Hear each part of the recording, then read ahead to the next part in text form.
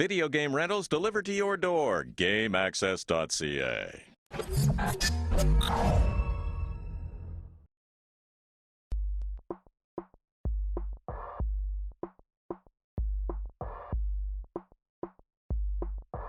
Hey everyone, welcome back to Retro Gaming. I'm Tess from Thegamernerdz. Let's travel back to the 80s, where in every game you either collected coins, beat the crap out of tough guys, or adventured through dungeons, and all for what?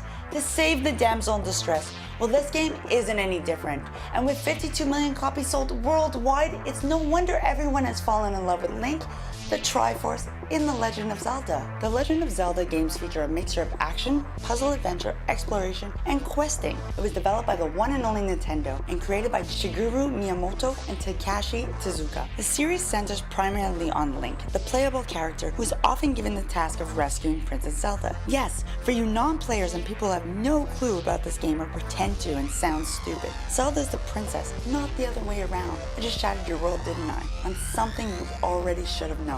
The inspiration of Zelda was created by Miyamoto's explorations as a young boy in the hillsides surrounding his childhood homes in Japan, where he would venture through the forest, caves, and secluded lakes. One of his most memorable experiences was the discovery of a cave entrance in the middle of the woods. After some hesitation, he finally entered the cave and explored the depths with only a lantern. He has referred to the creation of the Zelda games as an attempt to bring the life of a miniature garden for the gamers to play with in each game of the series. Miyamoto heard of the great American novelist F. Scott Fitzgerald, most known for The Great Gatsby. Yes, it was a book first. Go read something. Well, after watching us, of course. His wife's name was actually Zelda. Miyamoto thought the name sounded pleasant and significant. Paying tribute, he chose to name his princess Zelda after her, thus creating The Legend of Zelda. The first game of the series was released in Japan on February 21st, 1986, on the Famicom disk system. Only on August 22nd, 1987 was it released in the United States by cartridge version using battery-packed memory. The game featured a second quest accessible on completing the game or by registering your name as Zelda. Your enemies were more difficult to defeat, and the dungeons and items were placed in different locations. The second game, Zelda 2, The Adventures of Link, was also released first for the Famicom disk system in Japan in January 1987. Man, Japan always gets all the cool shit first. It was later released for the NES in Europe in November 1988 and North America in December. The game introduced RPG elements, experience points for the win, as well as a top-down perspective for side-scrolling. Both games, however, were released in gold-colored cartridges. As a kid, you felt awesome owning these. It was like owning real gold. Until later in your 20s, you find out your mother stole them at a garage sale and you're still going to therapy for it.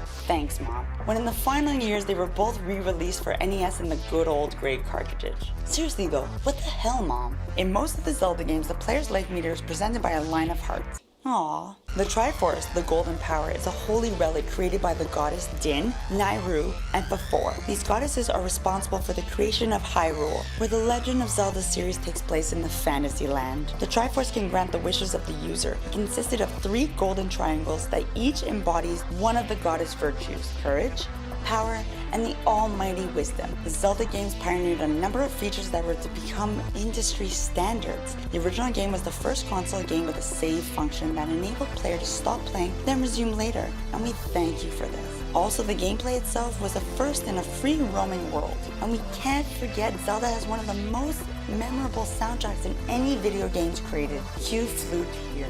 That's it for this episode, but before I venture back to the sacred realms, out of all the 15 main Zelda games, which is your most memorable? Let us know. And don't forget, like, follow, subscribe, and we'll see you next time on The Gamer Nerds.